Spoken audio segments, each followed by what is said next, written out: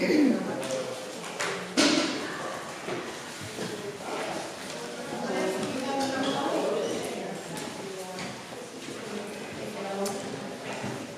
morning, everyone. We are going to begin this morning with our opening congregational song, which is on page 1 of our pink book. How can I keep from singing? Please rise and body your spirit as you are willing and able, and join in with our accompanist, Kristen Hampton. How can I keep from singing?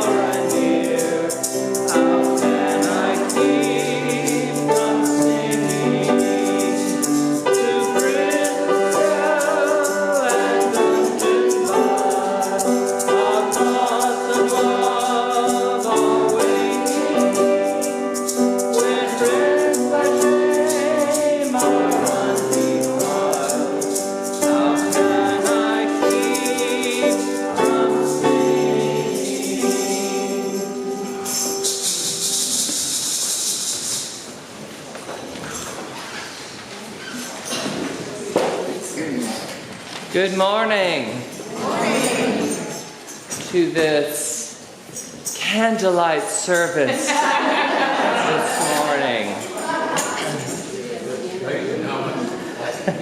For those who are going to be seeing this on YouTube, if only you could be here with us today.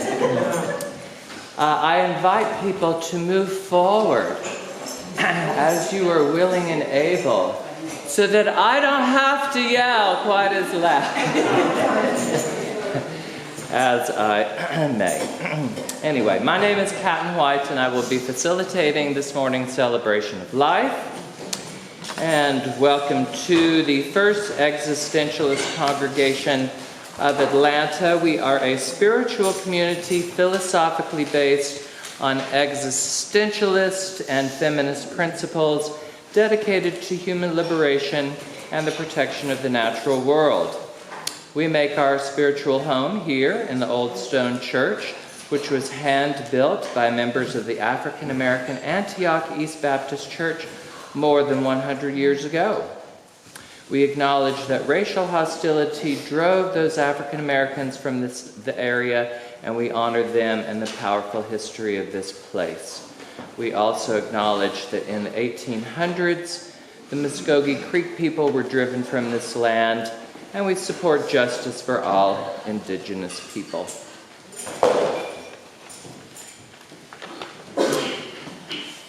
This morning's opening words, or an opening activity, For those familiar with me, I'm a movement-based artist and like to bring that into this space. We're going to do some Qigong. I heard Kristen saying she recently has been doing some of that. And so you can either sit or stand to do this activity, but we're going to extend our arms out and take the palm of one hand and just tap down the inside surface of the arm and then back up the outside surface.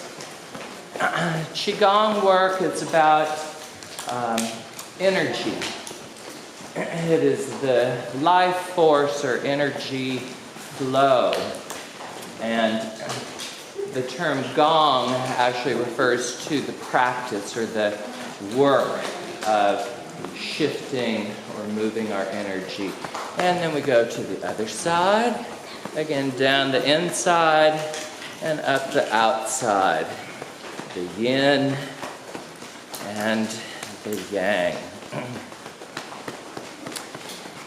Qigong uses tapping, knocking, flow, various different types of activity, physical activity.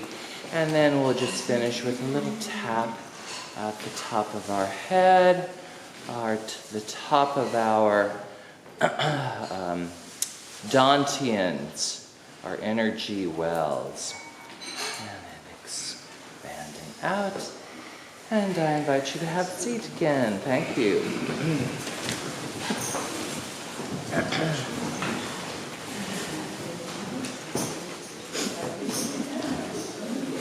If anyone has a community announcement that they would like shared, please write it down with materials provided on that table back there. And I will share those a little bit later in the service. Do we have anyone here who might be here for the first time or second time? Would you like to let us know who you are and how you came to be here?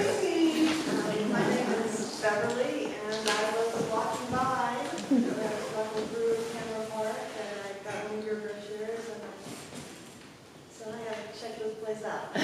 All right, well, welcome, Beverly. And I saw more hands. I'm Sarah, and I'm Alex. I've been wanting to check this place out for a little while. I grew up going to PU church, so. Welcome. And did I see another hand? Hi, my name's Mike. I've been in Unitarian churches before, and been in Atlanta now for about 2.5 years. Been looking to kind of get spiritually energized again, especially given the times that we're in, and that's why I'll be out there. And other hands, yes? I'm Colleen, and more importantly, this is Claudia. And we live in the neighborhood, and I've always walked by and seen the church and similarly kind of feel the need for a little spiritual energy. Thank you for joining us. I'm Michelle, and this is my friend Marshall, and Anna Bernsky invited us back. It's my second time in recent times, but I kind of grew up in UCA, Big Round Church, or it used to be Big Round Church. And so I'm a lifer of UCA, but on and off, I think mostly off. UCA, he who is, right?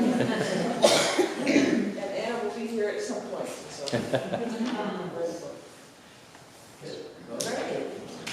Yes, welcome to all our newcomers today. I would like to point out that on our bulletin we have this flap we call the connection card.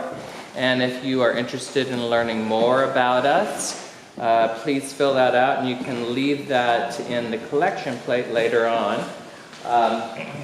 We have a weekly e-blast that sends out information about upcoming programs, and so it's mainly an opportunity to know more about what's going on in this space. All right. We also love to celebrate birthdays and anniversaries. So any birthdays or anniversaries, Bill and Edie? Bill and Edie. There's another one. We just celebrated our 12th year anniversary. All right. Would you all like to come forward to be sung to?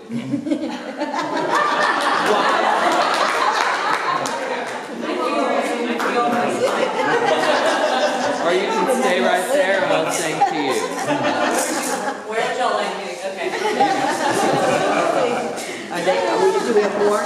Well, I guess maybe he's waiting for you. Happy.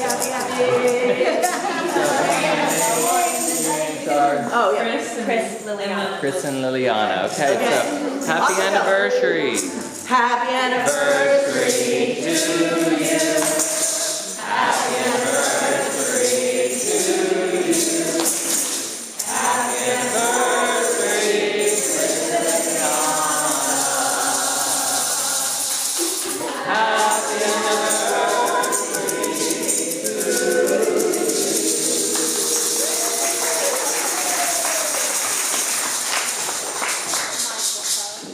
Sorry? There is no power this morning? No power.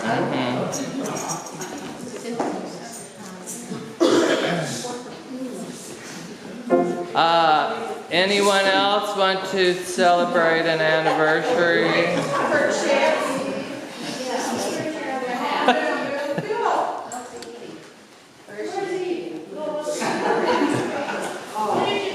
Collar that woman and bring her up.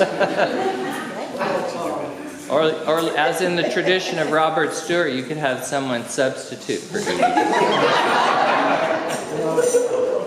We've been married 17 years, and I know enough not to have a song sang to us without her being here. So I'm going to forego this until next Sunday. Okay. And perhaps later in the day, depending on how it works out, she is on her way, but she is running late. And since I'm standing up here, if I can just, if you want to be a member or a pledging friend, please fill out one of these green forms right here on the table. Thank you.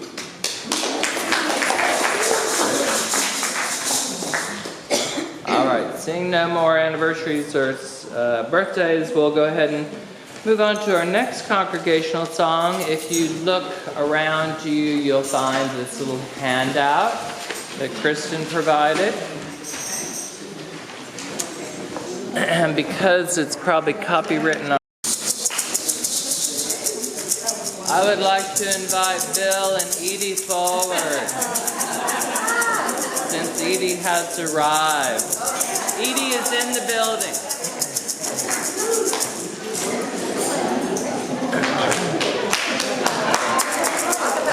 Happy anniversary. Happy anniversary To you. Happy anniversary to you. Happy anniversary, dear Bill. Happy anniversary to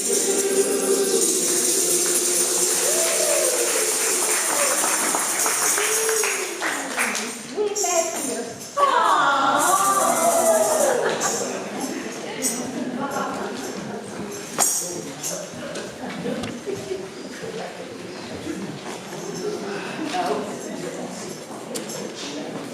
So, if arranged in advance, we do offer youth care. If anyone would like to take advantage of that at some point in the future. At this time, I'd like to invite our fellowship minister, Reverend Marcia Mitchner, to come forward and share remarks from our fellowship minister.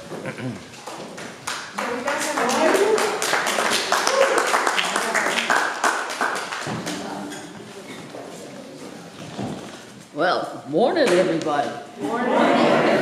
I love seeing you all here. I thought when I got up, I got a notice at 6 o'clock this morning that we didn't have any power at my house and wasn't going to be on until 6 o'clock tonight. And then I got a notice that we didn't have power here, and I thought, oh, nobody's going to show up. But look at you!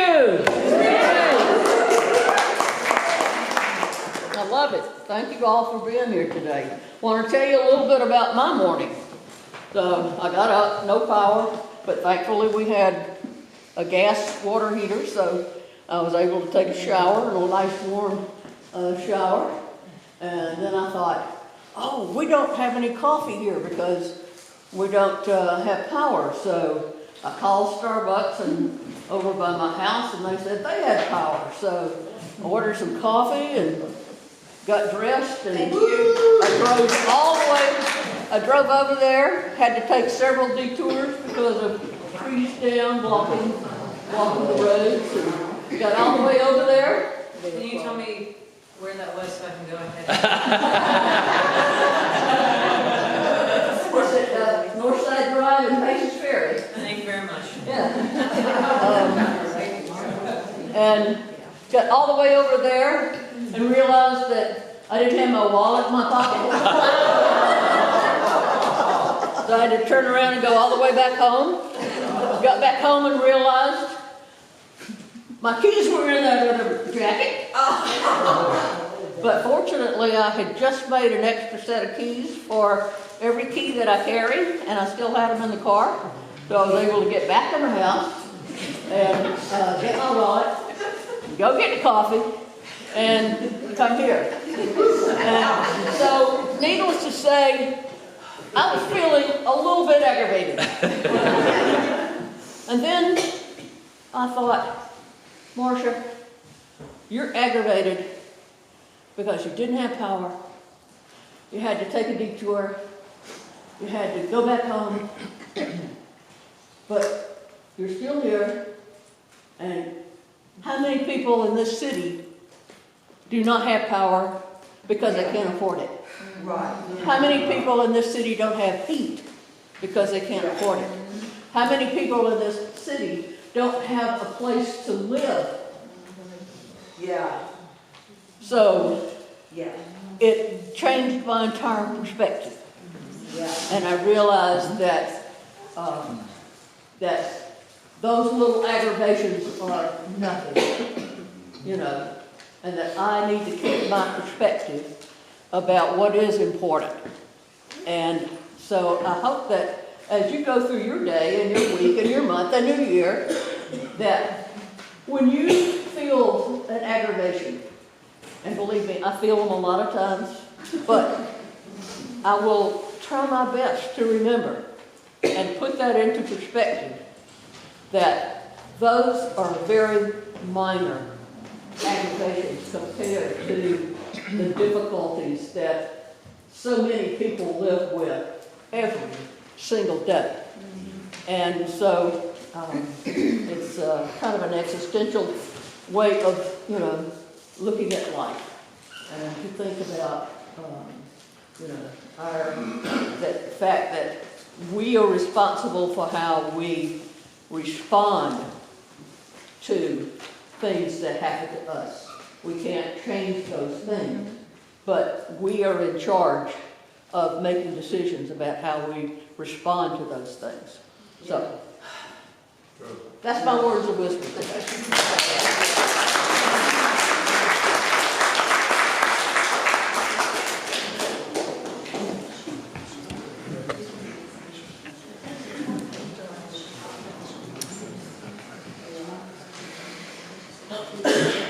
Thank you, Marcia.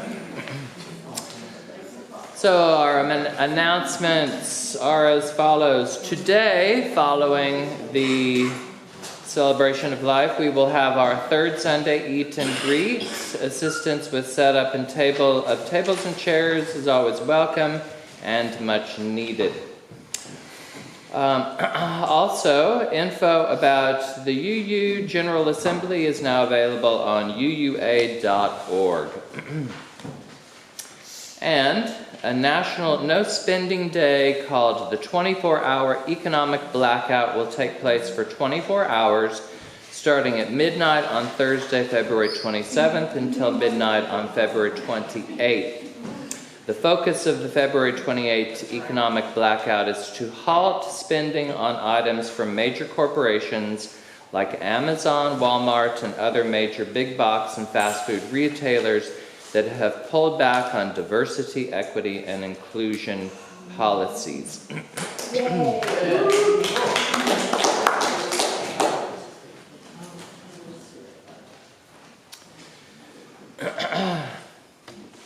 So,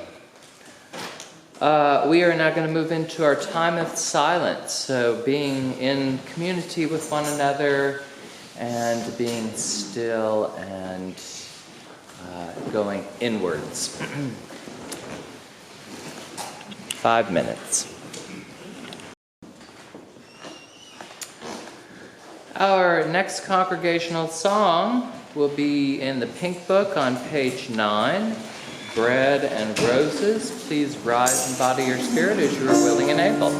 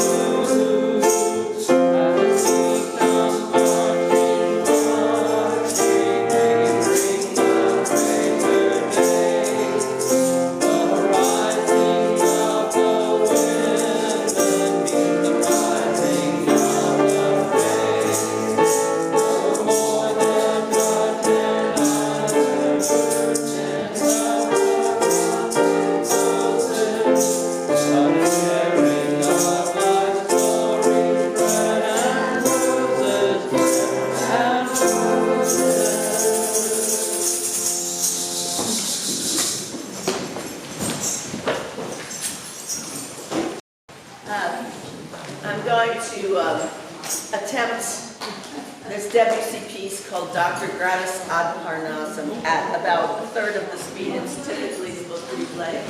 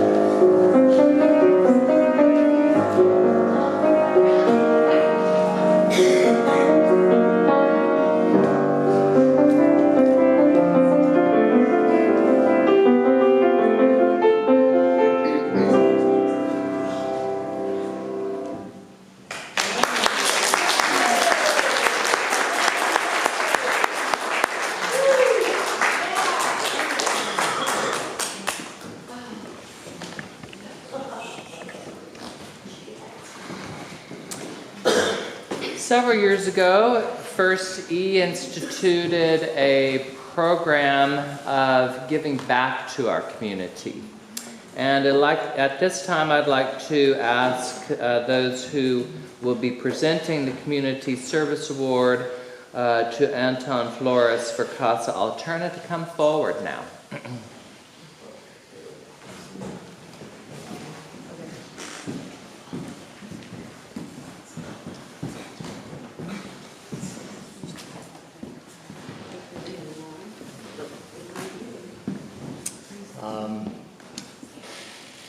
This quarter, the Social Justice Guild recommended to our board that we select Casa Alterna as the recipient of our $500 gift. And so Anton Flores, the director of Casa Alterna, is with us today. I'm presenting to him now a plaque which says, "The First Existentialist Congregation of Atlanta Community Service Award is presented to Casa Alterna in recognition of radical hospitality and providing housing, medical care, and educational opportunities to asylum seekers who come our way." Okay.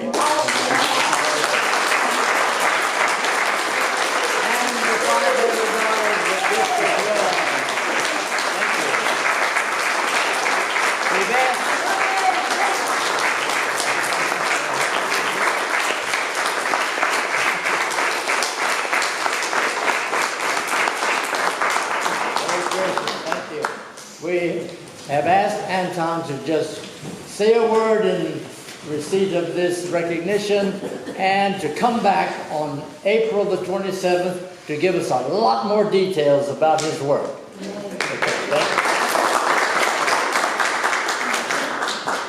And thank you to Leon, who I have known for a number of years through also Leon's work and our work together on Georgia Detention Watch, which is an abolitionist movement seeking to abolish all immigration detention centers.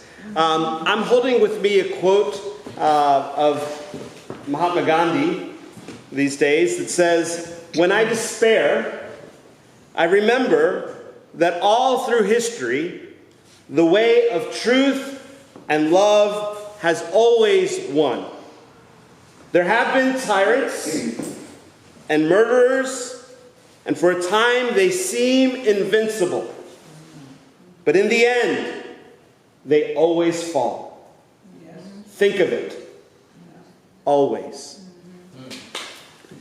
We are a small nonprofit that was founded in 2006 as a reaction to the post 9/11 world that began this war on brown folks and immigrants.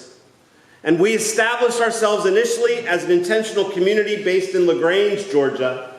That was the same year that Stewart Detention Center opened. And so a part of our community of radical hospitality was also to be a part of radical resistance. And so in 2007, we began organizing protests there. By 2010, I would be arrested outside that facility, and we would also start El Refugio, a hospitality house that still exists in Little Bitty Lumpkin. Now I live and reside inside the Atlanta Friends meeting, and since the pandemic, we have opened the doors of that meeting house and have welcomed nearly 600 folks seeking asylum in this country. With the new administration, we had to make a hard decision. Well, actually, we had to make an easy decision with hard consequences, and that was that we would not accept any federal funding because the conditions of receiving federal funding for the providing of shelter and food to those seeking asylum, legal asylum in the United States, requires that you turn in the names and the A numbers of individuals, and there was no way that we could do that in good conscience.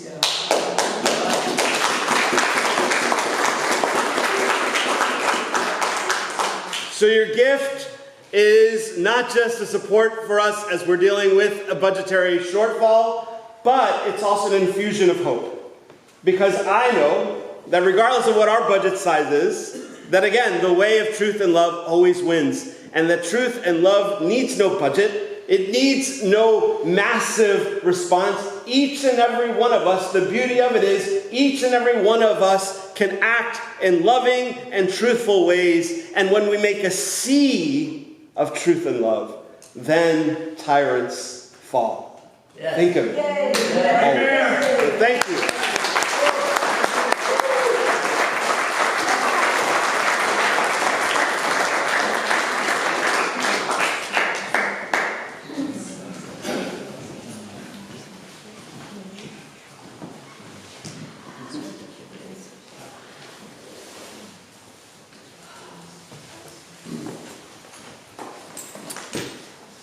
This morning's speakers are Laura Murvatian and Liliana Bakhtiari. Laura Murvatian is a business executive, small business owner, nonprofit leader, and proud immigrant. In 2024, she ran for the Georgia House of Representatives from House District 48, which includes Johns Creek. She is the founder and executive director of Arte GA, a nonprofit that supports Latino professional creatives. She founded and ran Fiesta De Libros, a community library located at Plaza Fiesta. And Liliana is a member of the Atlanta City Council. She represents District 5, which includes Lake Claire, Edgewood, East Atlanta, Sweet Auburn, and parts of downtown, but does not include Candler Park. Not yet, next year. Okay. She is the first queer Muslim person to be elected in the state of Georgia and the first non-binary person elected in the city of Atlanta. She has worked for Planned Parenthood and lobbied for voting rights with ProGeorgia, among many other activities. So I'd like to first invite Laura to come up, and then Liliana.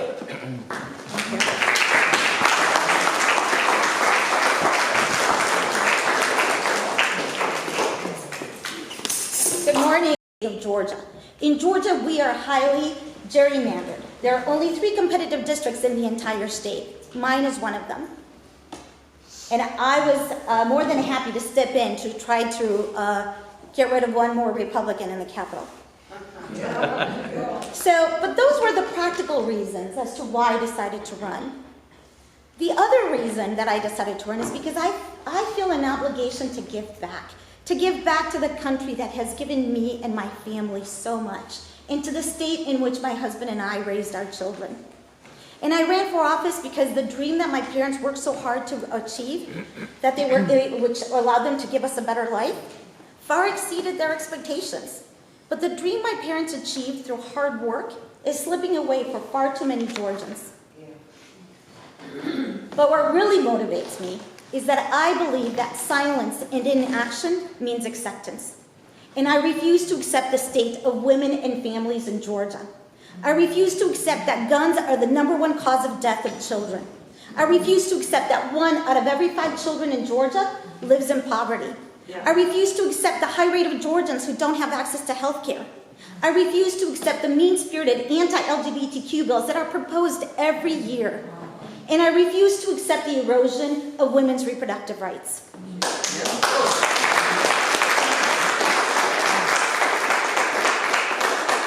So, we've all heard the phrase, "to whom much is given, much is required."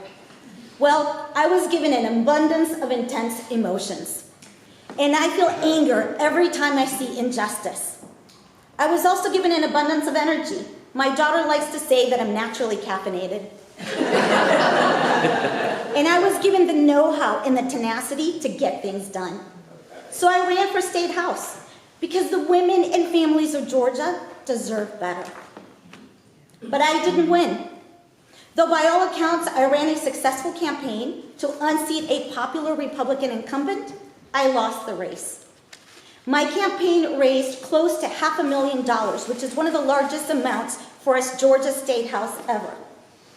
We had hundreds of volunteers. We knocked on over 16,000 doors.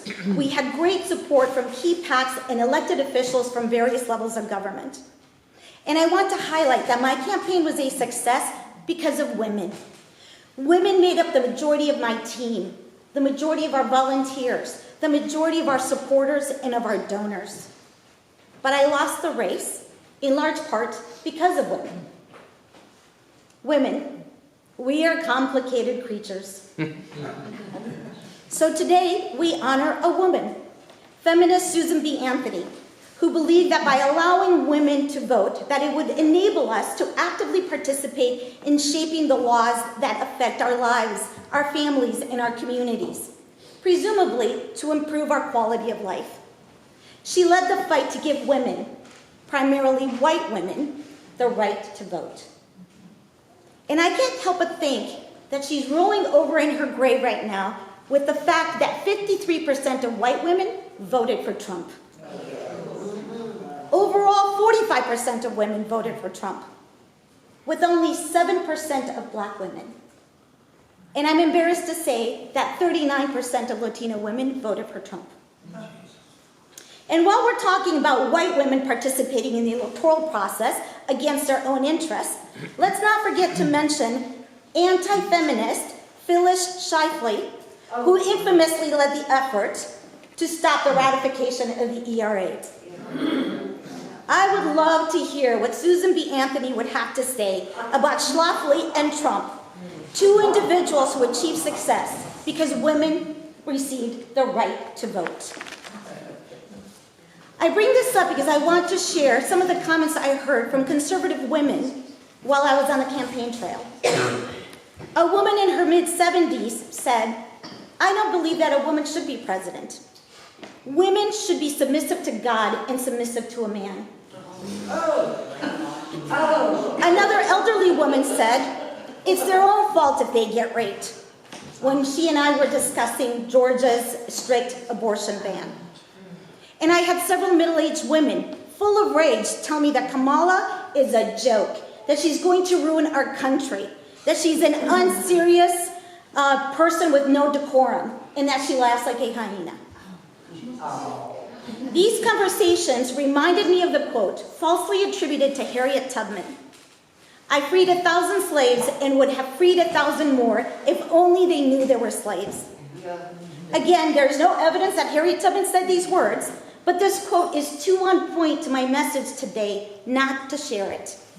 And I completely understand why the person who wrote those words expressed that sentiment. But let's get back to Susan B. Anthony Day. Here's a 1996 quote by Jody Newman, who served as the executive director of the National Women's Political Caucus in the 1990s. Where am I? Okay, I lost my spot. She said, hold on a second. Take your time. Thank you. Oh, here we go. The distinction between women voters and women candidates has often been blurred or confused. For example, recent articles marking the 75th anniversary of women's suffrage frequently began by discussing women as voters, then continued with women as candidates, as though one necessarily meant the other. Jody Newman's message to me is clear, that just because women can vote, it won't necessarily lead to more women candidates. And I believe she's right. Otherwise, we would have significantly more women in elected office, since women have outnumbered men in voting since 1980. According to the Center of the American Women in Politics, according to the Center for American Women in Politics, in 2020, there were 10 million more women voters in the US than men. In Georgia, in the 2024 elections, 56% of voters were women and 44% were men. This, of course, does not mean that we haven't made progress in the number of women in public office. Currently, women make up 26% of the US Senate, 29% of the US House of Representatives, 30% of the mayors of the largest 100 cities in the US, and 32 to 48% of city council members of the largest 100 cities in the US. The important number there is we're around 30%, okay? Not too bad at the national level. In Georgia, however, we're not doing so well. But that's primarily because the House, the Senate, and the governor's office are held by a Republican majority. and Republicans have extremely low representation when it comes to women. Currently, in the Georgia legislature, 23% of state senators are women, and 38% in the state house are women. But if we break it down by party affiliation, only one senator is a woman. So one out of the 13 women is a Republican. And 20 out of the 68 women is a Republican. So the Democrats are doing a significantly better job in female representation than our Republican Party. And one thing I want to highlight is that there are 103 Democrats in the legislature, but only 3 are white men. So based on the information I just shared, one would think that I care about the percentage of women in office. But let me clarify this. I only care about the number of progressive women in office. I will not be an advocate for women candidates who vote and act against the interests of our vulnerable populations. And frankly, I only care about the number of progressive women in office up to a point. I'm a pragmatist, and my primary concern above all else is to protect the rights and to improve the quality of life of women, children, our LGBTQ+ community, our immigrants, our refugees, the incarcerated, the accused, our vulnerable populations. But to accomplish this, we must flip seats. It's one thing to encourage women to run in safe, democratic, and progressive districts. But we live in Georgia, and those districts are limited. And at the state level, we are precariously purple. So when it comes to flipping seats, we need to be more strategic. We need to understand the data and be deliberate about when and where to encourage women to enter a race versus a man. And if that means putting progressive men in office because our conservative-leaning swing voters seem to prefer men, then so be it.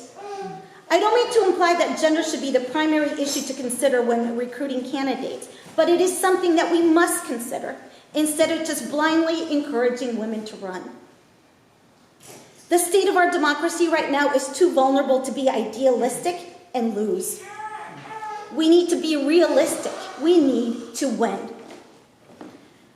I will never understand why people vote against their own interests, why people would vote to destroy this beautiful democratic country, the country that my parents and that so many immigrants dreamed about, the country that once delivered the promise of the American dream, the country of justice and liberty for all. I'm sure Susan B. Anthony didn't see this coming. But I don't need to understand. I just need to continue to speak up and to keep taking action. Because silence and inaction means acceptance. And I refuse to accept the erosion of our democracy.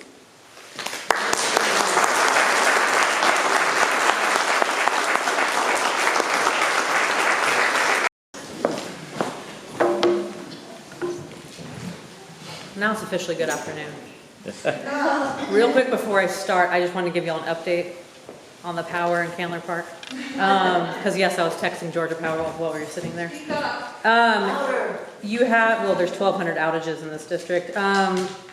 Real quick, there's plan for your power to be on sometime today after 4 p.m. So they've dispatched crews, so they're actively working. There's just thousands of outages. Okay, so back to the talk. Hi. My name is Liliana Bakhtiari. I'm the Atlanta City Council member for District 5. You are not currently in the district. You will be next year. So after many years of being apart, Lake Claire and Candler Park will finally be reunited. I know you'll have a lot of similarities, so I'm happy you'll be in the same district. So my story? So I come from Iranian. Can you hear me in the very back? Yeah. No? I've never had a problem speaking loudly before. Okay. My name, I already told you that. So my background has always been in crisis relief work. I come from a family of Iranian Azeri immigrants and refugees. What the Azerbaijanis are doing to Armenia is very wrong, just so you know. Just wanted to clarify that. Currently, I was apologizing to Laura because the Azerbaijani people are committing genocide against the Armenian people as we speak. So I was apologizing. I have done a lot of work in crisis relief. My father was a refugee from Iran. My great-grandparents were refugees from Azerbaijan. I had a grandfather that was tortured for 30 years on and off by the Shah's secret police. So a lot of people come speak to me about Iran and talk to me about how great it was when the Shah was there because of westernization. Politely, I'd have to disagree. My family grew up, my father's side grew up in extreme poverty. My mother's side did not. A lot of classism in the Iranian community. So my father escaped here in '81. He did not speak English. He got on the wrong plane and ended up in a detention center in New York because they thought he was trying to sneak into the country illegally. When they finally figured out that wasn't the case, he got sent to Tijuana and tried to come in legally. At that time, the mafia was making a lot of money, telling people when the guard switched on the Tijuana, on the Mexican border, and then would tip off the National Guard. My father tried to escape into the country. He was with 2 Hispanic men. The guard was tipped off. They came.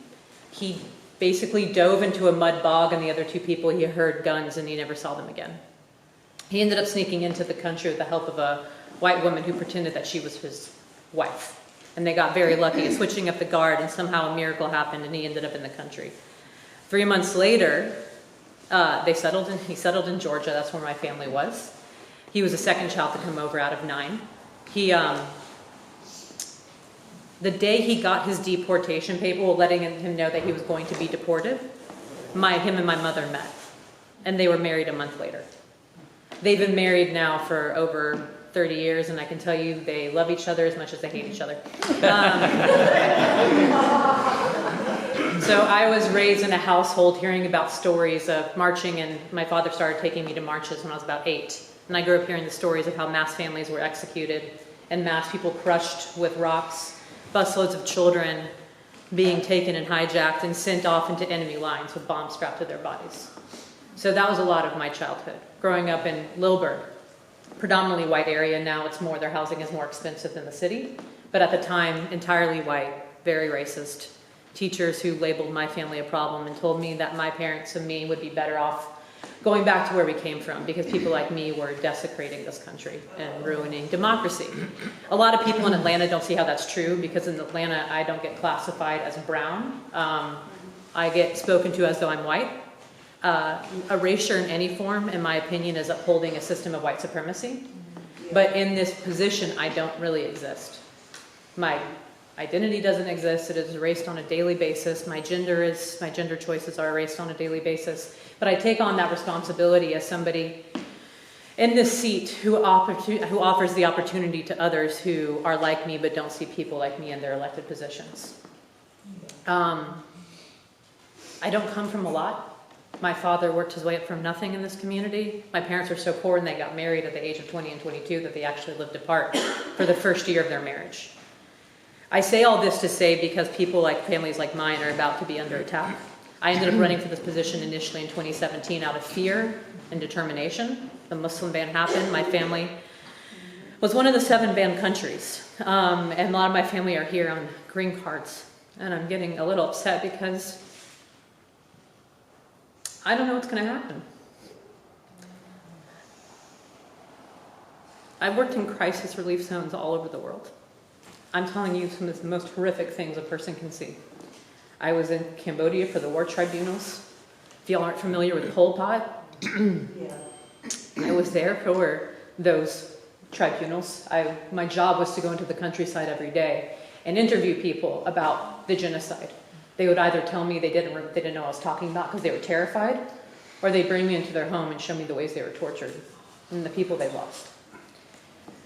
Their entire identities had been erased. So when I first ran, it was out of a desire to protect my community and my family, because if you're not at the table, then you're probably on the menu. I ended up running again because door knocking, I started seeing the same conditions here that I was seeing abroad in parts of Kenya, and parts of Ethiopia, and parts of Namibia, and parts of South America, Central America, throughout parts of Southeast Asia. All of which the damages came from our country. Imperialism is a bad thing. And so to come back here and start seeing the same living conditions, water being shut off, Power bills through the roof. People dying from poverty, watching people step over bodies in the street instead of acknowledging that they're human beings. A lot of people don't know my story because I don't talk about it openly. But after I came to the city and ended up running, or actually before I ran, I was very housing unstable for the first 5 years of my life. Homelessness is one of the most important things to me because the only thing that differentiates me from somebody like Cornelius Taylor, if y'all heard about him, the unsheltered man that was killed on Old Wheat Street. The only difference between me and Cornelius was that I got lucky. When I was kidnapped or held in drug areas because of my homelessness, I didn't do drugs and I got very lucky because if I had, I would have been just like him. The only difference between me and these individuals is luck. The only difference between a majority of us and the people on the street, or people who have nothing, or people in the Middle East, or people in Palestine, or people throughout Africa, the only difference is that we were dealt a better hand. Yes. Yeah. The only difference. I ask you, in doing this work in the unprecedented times that we are in, please, please, please, do not stereotype each other. Do not stereotype or reduce somebody to an identity that we've been conditioned to believe is make or break. Please do not believe that people are your enemies just because they are labeled as such and because the media tells you that they are. Everything that Laura was telling you about people who don't run because they don't think they have anything special. Decolonizing our mindset is a daily activity. Defecting from our programming is a daily battle. We have to admit this work starts with accountability and admitting how we play a role into the system because we all do. We're all wearing clothes right now that oppress people in developing world countries, that kill children, that keep people in poverty. We have to take accountability for our actions and how we uphold this system. And I ask you kindly to take accountability of your own biases and prejudices because I know that I have them, we all have them. It's going to be a daily battle because of anxiety, because of anger, rage, that we don't use each other for a surrogacy of our rage. And we also have to admit that the hell that we're witnessing now and the desecration of democracy, quite frankly, what there was left of it in the first place, because our country, in my opinion, has turned into an oligopoly. But what I ask of you is to understand that this hell that we are now seeing has been the reality of minorities and people of color and black folks and LGBTQIA+ folks in this community for a very long time. For a lot of people, this has already been the reality. We need to acknowledge that and give them space and give them a platform in which to speak. We need to understand that a majority of the things that we're hearing out of the White House are lies. Donald Trump has gotten as far as he's gotten because he has pretended. The same way that white men can walk into a job and have no qualifications and just ego trip their way into a position. That's exactly what this man is doing. He cannot just create departments. He cannot just appoint people to head. He is lying to us, and the media is perpetuating that.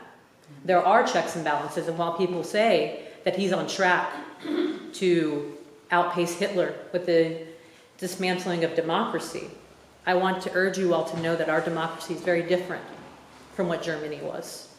We are very different today. We have checks and balances in this country that actually didn't exist then. And while I want to give up and while I am angry and while I'm overwhelmed by the news and absolutely pissed and scared, I also have hope that the community is going to bind together and become closer than we ever have before. Hyperlocalism is where things can change the most. I encourage you to band together, things like the protests. I encourage you to not go into any conversation wanting to change someone's mind, but listening to them, especially if they have an opposing viewpoint from yours.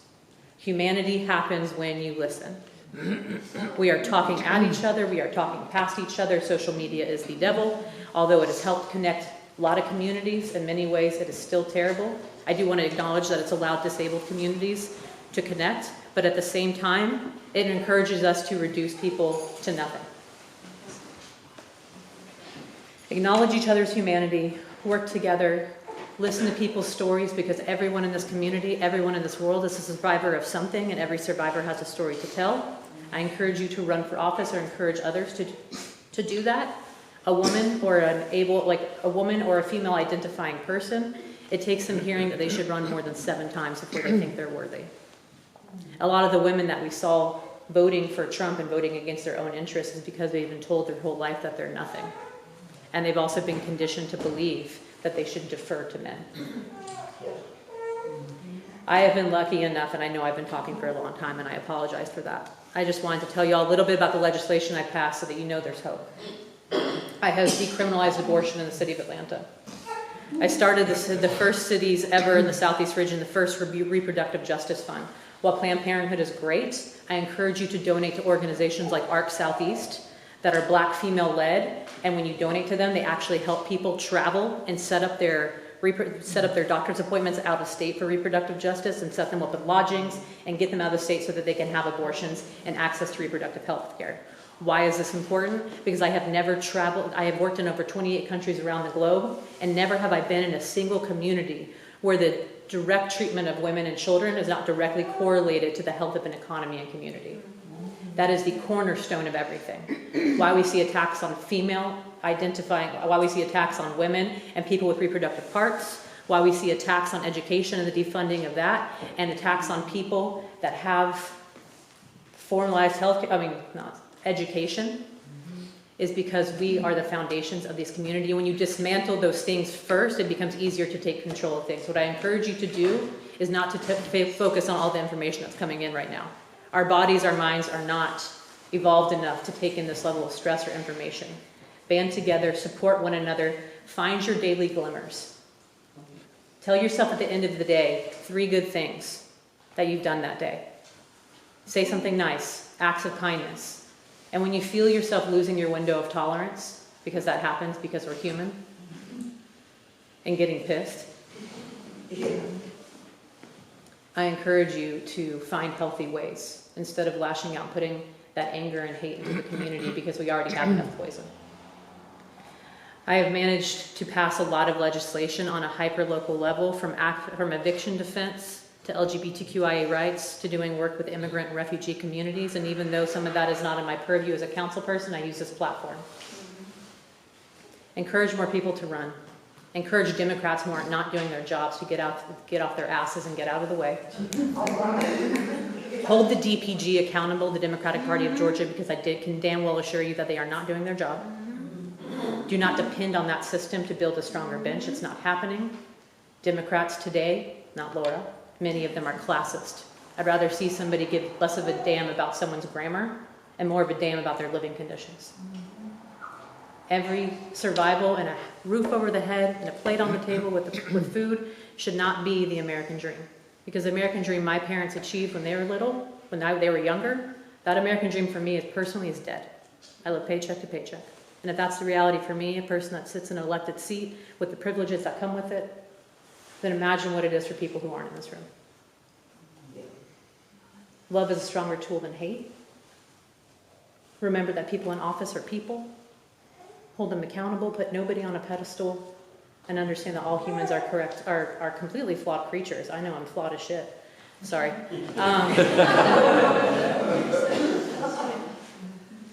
But I also ask that you remember that besides that people in office are human beings, that when people become elected, they don't suddenly know everything. And I ask kindly that when they achieve success, that you do not erase their identity. People like me and Laura especially, who have been through hell and back. I have been a victim of assault, poverty, living out of boxes, homelessness. And people who have nothing, not that I completely have nothing, but people who have been through hell. Legislation is shaped by subjective experiences. The less you've had, the more you serve others because you speak from your experiences and you can see things from their lenses. That's why it's so important to talk to other people, because they will give you access to experiences you will never have. So that's what I kindly ask. Change is very possible. We have great people in elected office. I'm going to do everything I can to protect minority communities. Laura's going to do everything she can to protect minority communities. Understand that this is not a time for partisanship. This is a time to reach across and connect with different people.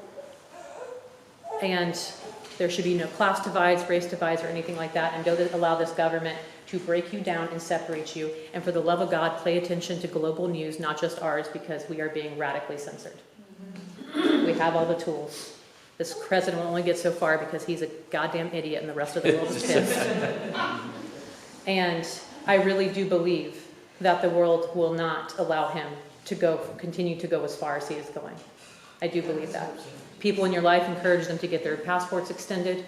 get your vaccines, do what you need to do now. And that is not meant to scare you. That's unfortunately a reality we must face. But community, above all else, that's what's going to get us through. Hope. Don't let them break you of it. Thank you.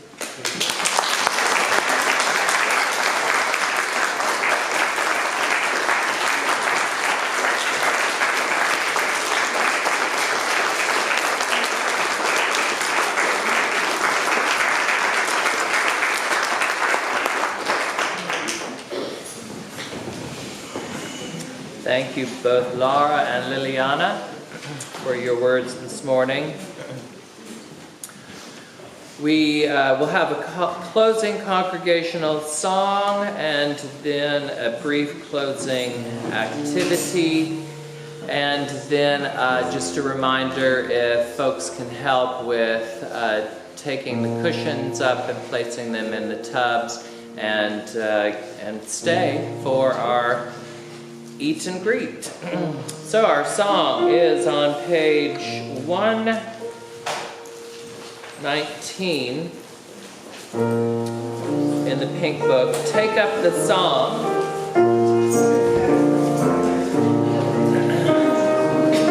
Please rise and body your spirit as you are willing and able.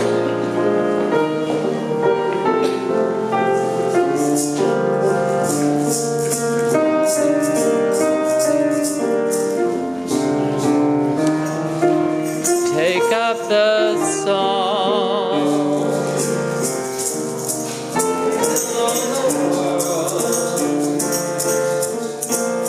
join in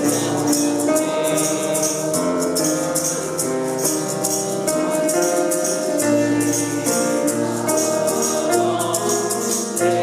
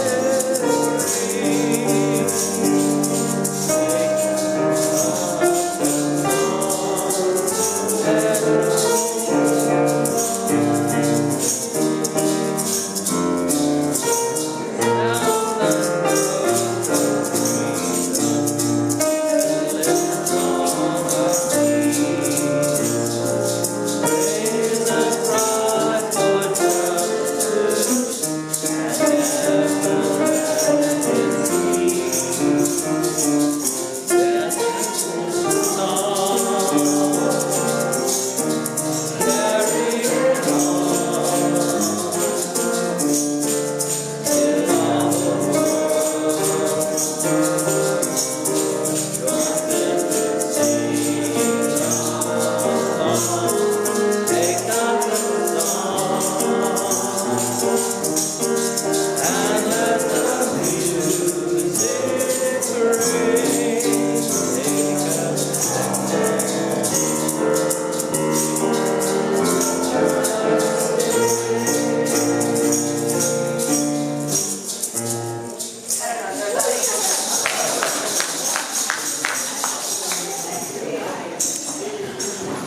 And our closing activity is simply to spread your arms and give yourself a big hug.